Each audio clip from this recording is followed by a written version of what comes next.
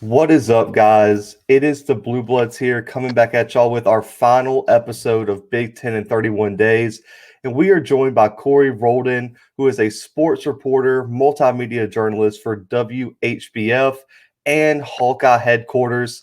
He's also a former safety and captain for Holy Cross and also played at Mississippi College. So I just want to say I appreciate you joining me today, man. Yeah, no problem. I'm excited for the show. Absolutely, man. So we got to get into last season, and it was a tale of really two seasons. We had a real tough 0-2 start to start the year for the Hawkeyes, but 6 consecutive wins to end the season. But sadly, their final 2 games, including their bowl game, canceled due to COVID. Did this season meet, exceed, or fall short of your preseason expectations? Exceed, definitely exceed. This was a young team. The season before in 2019, they lost their starting quarterback. They lost a lot of key players on the defense. And when you go into the season, first of all, they had such, off-season challenges, not only due to COVID, but also with the racial allegations going against the program. And everybody kind of felt like this team was divided. And then the season gets canceled. They had a couple of players, opt out of the season, and then they start 0-2. And the 0-2 start was really because they had a young quarterback who had 3 interceptions against the Northwestern game in the second half, and also that 2 costly fumbles against Purdue week 1 of the season. But that's after those 2 games, they kind of rallied on one another, and Kirk Ferentz kind of has a history of his teams getting better as the season goes on. He's a guy who loves to develop his team. And with Kirk Ferentz, as you saw that Michigan State game, they absolutely blew them out. And after that, they kind of had really good confidence. They went to Minnesota, blew Minnesota out. They went to Penn State, blew Penn State out. Then, Nebraska, they beat Nebraska. Then they went to Illinois. They dominated Illinois. And they haven't beaten Wisconsin in a very long time. And they they were at home versus Wisconsin, and they dominated the Badgers. They went on a 6-game winning streak, and defensively, they looked incredible. They looked like all 3 levels. The secondary didn't give up big plays, and that's a big thing with Phil Parker. Do not give up big plays. And they didn't allow more than 25 points. I believe, man, 20-something straight games. It's the longest streak in college football of not allowing over 25 points or more. Wow. And Phil Parker, man, they just developed great defensive players. Davion Nixon, I was the biggest Davion Nixon supporter during the season. I was like, this dude's incredible. You see a 300-pound defensive lineman who is a defensive tackle who just lives in the backfield, but also can pick off a pass and run it 71 yards for a touchdown. There's a reason why he won the Defensive Player of the Year. Nobody knew who he was in the beginning of the season. But they just kept developing. Spencer Petras, the quarterback, kind of got confident as the season goes along. Tyler Goodson in that offensive line, that's kind of their bread and butter, so to speak, is running the football, and they ran the football effectively, and they relied on their defense. Right. And that defense, like you said, was just, I believe it was a top 15 defense in terms of just scoring and yardage. And you said Davion Nixon, he was my MVP for the Big-10 on defense as well when we broke it down for the podcast. The kid is just, like you said, I've never seen someone so big be that athletic. He's so fast for his size. But, you mentioned the cancellation of the season. August 11th was the date. Kevin Warren says we're pushing the season back to the spring. This was only a week after he puts together this conference schedule with built-in bye weeks and everything. He just completely contradicted himself. We were very critical on the podcast. There were a lot of reports, though, that Iowa, Nebraska, Ohio State were fighting real hard, and that Nebraska even said they were going to play. They would go to the Big 12 if it came down to it. What was your initial reaction to Warren's decision, and what was Iowa's plan if Warren does not change his mind? Well, Iowa's going to stick with the Big Ten. That's like the really big thing with Iowa is they're loyal to the Big Ten. They're one of the founding members. And, Ferentz is like, we trust the league. We just want to play.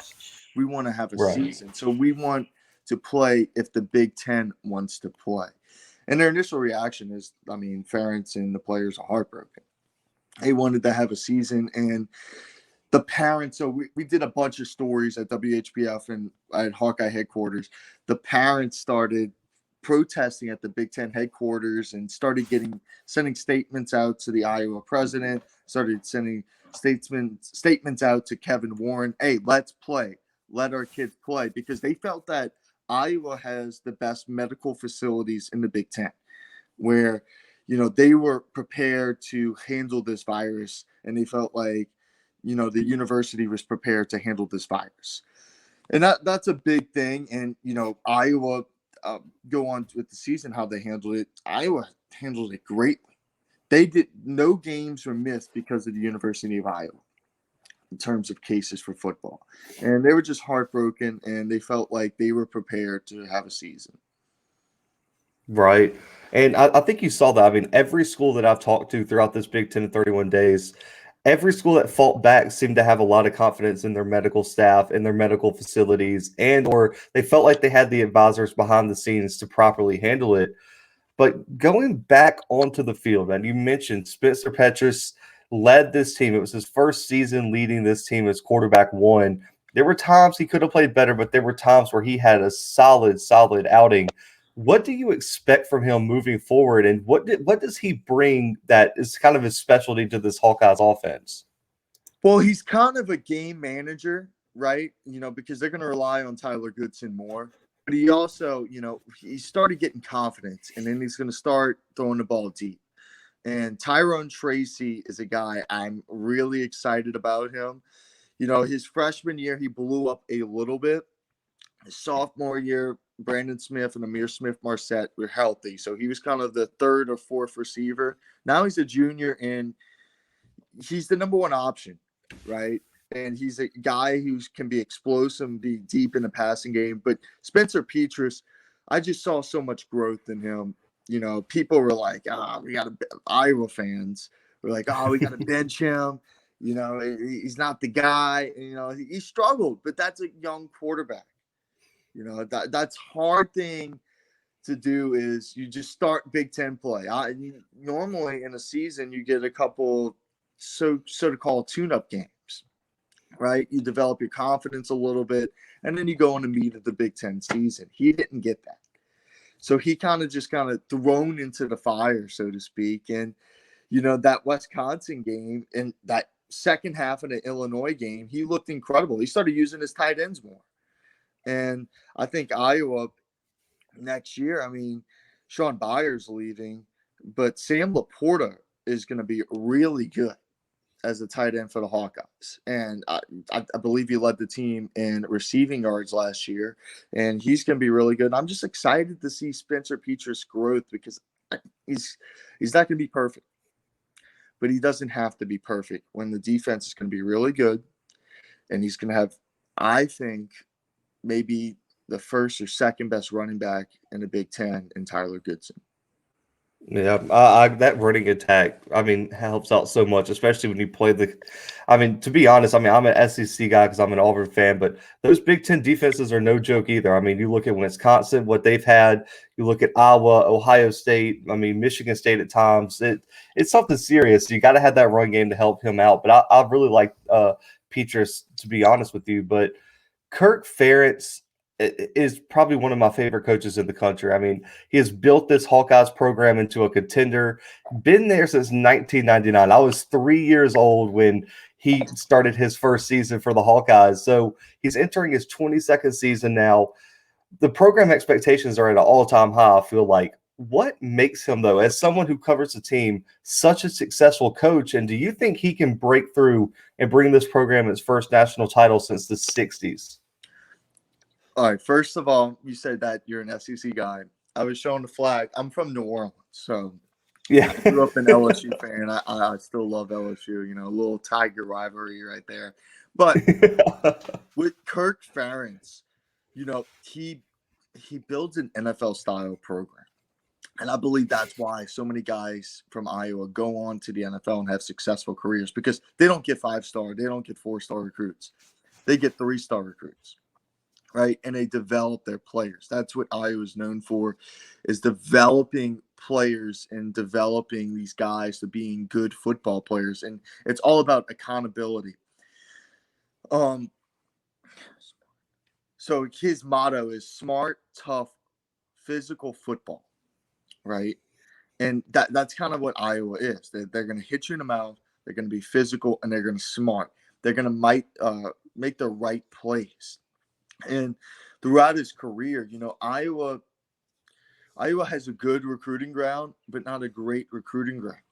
So he has to develop players if he wants to win. In the late 90s when he took over, they went on a streak where they went to, like 2002, they went to the Orange Bowl, right? They were a 10-11 win team competing in the Big-10. And then you got to rebuild and develop players again. And then in 2000, I believe 9 or 10, he went back to the Orange Bowl. Then you got to rebuild. Then he went to the Rose Bowl in 2015, right? And lost to that great. Well, they were one play away from making it to the college football playoff. Yeah. So do I think that Iowa can make a run this year and win the Big-10 and win the Big-10 West? Yes. Do I think they can win a national championship? That's tough.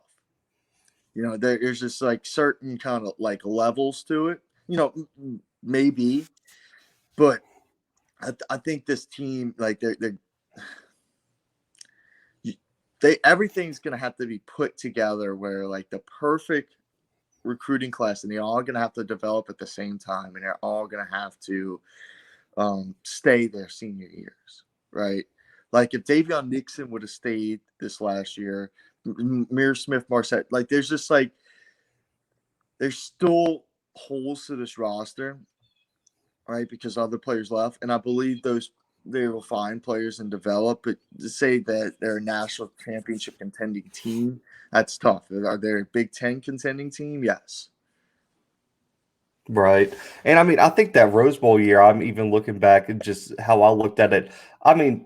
Once you get into the playoffs, I know there's this narrative that there's no parity, and that year Michigan State went, everyone said there's zero chance they're beating Alabama. I feel like that Iowa team had a little bit of magic in it. If it gets in there, I don't count them out against anybody. Well, the thing is, the way they play, they stay around games, right? Yeah. It's, they play so much differently than everybody else. They kind of play old school where defensively, Phil Parker's there. His motto is not to give up the big play and to create turnovers, right? He had a streak with interceptions, like 13 straight games with interceptions, and it broke. That's crazy. He didn't have they called a fumble instead of an interception. I thought it was a pick versus Nebraska, but the next two games he got interceptions. But it's just the way they play football is they have really good special teams. They have one of the best punters in the country. From Australia, Tory Taylor. They got a good kicking game, so they win the field position battle. Their offense runs the football, doesn't turn over the ball, runs the clock, scores, so it limits the other team's offensive possessions, and then their defense isn't allowing big spark plays. So it's a way they play football that kind of like helps them keep them staying in games. Right. I like that old school way of football. You saw it pay off, a few years ago when they just, smacked Ohio State. That was one of the craziest games I think I've ever watched. I remember I was actually in New Orleans watching that game when that game was on. But, I want to shift to the recruiting trail. It's one of my favorite things to talk about. You mentioned they don't get 4 stars. Well, this year, that might not have been true. The top 25 class, and it's headlined by a top 150 prospect.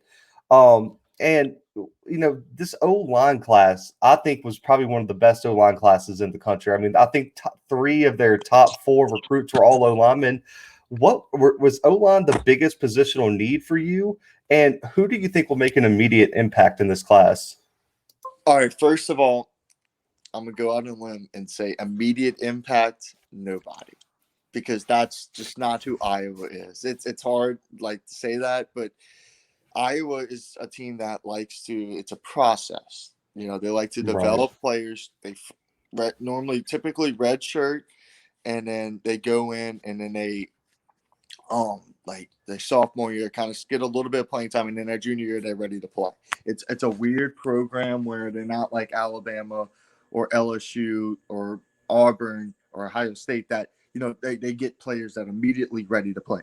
For granted, this was a very Iowa-centered recruiting class because they couldn't go out and have visits, right? They had to have the Zoom meetings correctly, and they needed to get to know these players. So it's a very Iowa heavy recruiting class, and also Illinois as well. It's kind of local kids. And it was one of their best recruiting classes since, I believe, 2005 or 2006. It's one of Iowa's best recruiting classes in a long time. Excuse me. And like you talked about offensive line, that's their bread and butter, though. Their whole offense is built on their strength of their offensive line. You saw Tristan Wirfs, go into the NFL this past year and probably be a top 1 or 2 tackle, right? And they have Alec Jackson, and then Tyler Linbaum right now is the best center in college football. They're just built on offensive line and making great offensive linemen. People call them tight end you, but they can also be O-line you. I like it. I mean, I feel like the reason, I mean, you look at the Big Ten, you have Wisconsin, Iowa are always the 2 top O-line producing schools, in my opinion. I mean, the Big Ten puts out some offensive linemen, man. But you mentioned there's a process to this. They come in, they redshirt, they contribute in a few years. Well, who are the potential breakout players this year that you think have been through the process and they're finally ready to step up and contribute here? Tyrone Tracy, I mentioned him. He's a receiver, athletic, explosive player. If you guys can go back, type in Tyrone Tracy versus Northwestern. He makes this catch and this run. He's incredible. Other breakout players. Let me think. Because they have their whole secondary returning. I don't think anybody's going to break out there. Defensive line. John Wagner is a guy, on the defensive line that, has the potential to be really good. Sam Laporta, I think, is going to blow up a little bit. And also, he had a good year last year, but this is his junior year. He's ready to come in and he's ready to, kind of blossom because Iowa has a history of, George Kittle and Hawkinson and I'm drawing a blank. Oh, man. Denver Broncos, Iowa fans, don't kill me. Fant? Yes. No, Fant, yeah. Yeah, no offense. He's a beast. He is a beast. Iowa has a history of, building these great tight ends. And it's just kind of like Sam Laporta and Tyrone Tracy are the 2 guys for me that come to mind that could be breakout. Also, I'm going to say Charlie Jones, too. He's another receiver. He's a punt return specialist. But, he just has the abilities of being an explosive player in that offense as well. I like it. I'm interested to see how they replace Nixon. I think he had a bigger impact than I think. So, I know the Iowa people and the national guys kind of knew about Davion Nixon, but when we released that episode, I had average fans be like, I've never heard of Davion Nixon. I'm like, well, y'all missed out. Y'all need to go watch some film because this kid's going to be a problem. But, man, this team's going to have to grow up quickly. I looked ahead to the schedule a little bit. To have Indiana in a road trip against Iowa State the first 2 weeks. I've covered a lot of teams in this ACC and Big Ten covers we've done. That's brutal. That might be the most 2 brutal opening games on the schedule. Then you also have, Northwestern and Wisconsin on the road. No Ohio State, which is a positive. But just in terms of right now, it's March 30th. We're recording this. What is the ceiling and or floor for this 2021 team in your opinion? Floor is 8-4. I think they could lose both of those 2 kind of back-to-back games you talked about, where Indiana, Iowa State, Northwestern, Wisconsin, right? Yeah. But then they can go on a run and go on 11-1, right? And you talked about growing up. I think they did grow up, and they have their secondary returning. They have a good chunk of their linebackers returning.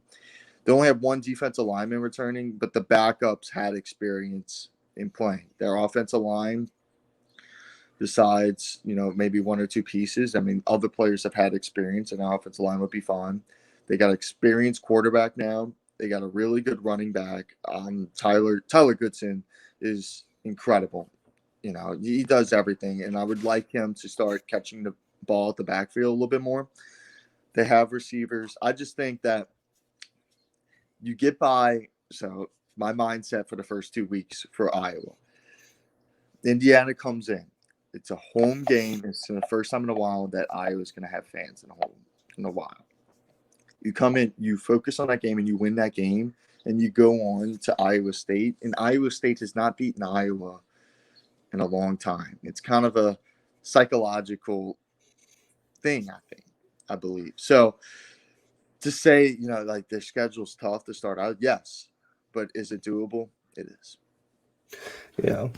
Listen, that running back matchup between Goodson and Barisi Hall, that is going to be an amazing. If you're a running back fan, that game's going to have to be watched because that's probably the number 1 and 2 running backs in the country. This is going to be probably one of the biggest Iowa State games ever. This is potentially a top 15 matchup. I think Iowa finished 15th in the polls last year. They're losing some pieces, but they're returning a big chunk of that roster, and Iowa State's returning most of their team. And they're what, 6, 7? Yeah. And, that's gonna be fun in Ames. Oh yeah, I'm at Kansas State now, and I was getting ready for this interview, and I'm like, I need to just go ahead and go to Iowa for one of these first 2 games because both these games are going to be on my must-watch list. But you know, if I make it up there, there's a tradition that I think everyone's interested in that you have to go to Iowa to experience it. And the Kinnick Wave started back in 2017. It became a national storyline and an inspiration for so many people. For our listeners who might just not know or have forgotten about this, I mean, how did this get started, and how much does it mean to the families, the community, and the team as a whole? It's awesome. It's so uplifting to those kids, right?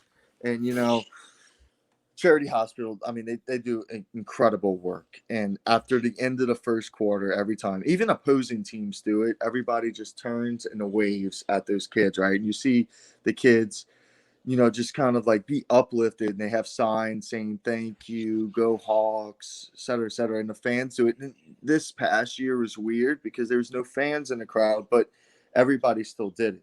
You know, the opposing team still did it. Iowa, Wisconsin, they're big rivals. Guess what? Wisconsin's sitting there turning, waving as well. You know, all the parents that were there were waving. And it's just a really cool experience being there. And you kind of get goosebumps, right? It's like, it's something bigger than football. And it's important because, you know, it's just, it's uplifting, and it just feels right. Yeah. Listen, I don't get emotional watching College Game Day often, but that whole like short they did with Kirk Ferentz with the Children's Hospital and everything. I mean, if you didn't shed a tear watching that like small segment, then I got questions about if you're a real person or not, because that was brutal to watch. And you know, last question, man. I'm gonna try to make it to a game this year. Iowa City, Kinnick Stadium. We talked about the Kinnick Wave. What makes the city, the stadium, so unique and special on game days? They're united. It's truly united. They love their Hawkeyes, man. And you know, sadly, like you talk about you coming up here, I started this job about 10 months ago. So I haven't gotten to experience a full stadium yet, but just being around this area, they love their Hawkeyes. They do. And this is a diehard, you know, they don't have professional sports teams around here. It's kind of, it's really cool to see how much they love. And Iowa City's really cool town, man. You got like a nice bar scene, you know, you got the cool little, you know, spot. But Kinnick, it just kind of feels like an SEC stadium where it has history, right? It has important. You know, you walk in there, you kind of feel like, you know, this place, it's just, it's like walking into not Death Valley, but, you know, just like another SEC stadium, right? And you just kind of feel that presence on you, like on all the history and the traditions and all the players that played there, right? And it's special. And to be honest, dude, I'm really excited for fans to come back and to see that atmosphere grow. And Right. I'm really excited because like I've just heard stories of it, right? And I haven't gotten experience the full Kinnick. Right. And I think I mean, just watching it on TV, you could tell like Iowa was one of the best environments in the country. You look back to that Ohio State game, you look back to any big game at Iowa is just you can feel it just across, like even on television. That's when you know there's a good stadium. Like you mentioned Death Valley for LSU. Every night game at LSU, even if you're not there, you could tell like, okay, this is serious. This stadium is loud. And I feel the same way with Iowa, but man, I appreciate you. I know this was last minute, man. We No worries. finally got all the teams covered in the Big Ten. We're gonna have to get you back on. My co-host lives in Baton Rouge, is a diehard LSU fan, so I'm sure he would have loved to been on here with you. He is a diehard LSU fan. We Hey, go have great Tigers. debates. Exactly. Go Tigers. But man, where can our listeners find you? And you can plug any websites, articles, podcasts, anything you do, social media. So I'll give you that time now. So I work for WHBF. It's a CBS station in the Quad Cities. It's ourquadcities.com. We also are the Hawkeye headquarters. It's on the page on ourquadcities.com. You can follow us on Twitter or Facebook at Hawkeye headquarters. Also, my Twitter handle is Corey Rholdon TV. And, we do a lot of Hawkeye reports. We do football, basketball, wrestling, baseball, whatever you name it. And we also do a lot of other great stories in the area. So, just give us a like and a follow, and you won't be disappointed. Exactly. So, guys, make sure to go follow Corey. Make sure to go follow all that, man. Stay on top of Hawkeyes football because this is going to be an exciting team, an exciting program in the coming years. Hopefully, they can make a Big Ten title run. I would love to see it. I was rooting for y'all back when y'all made that Rose Bowl run. I'm so sick and tired of the same few teams making it. But, man, I appreciate it. I'll be reaching out closer to the season, and we'll definitely have to get you back on here. Yeah, thank you. I'm excited. This was fun. Absolutely. But guys, y'all know where to find us. Now y'all know where to find Corey. But for myself, for Corey and the Blue Bloods, we are out. All right.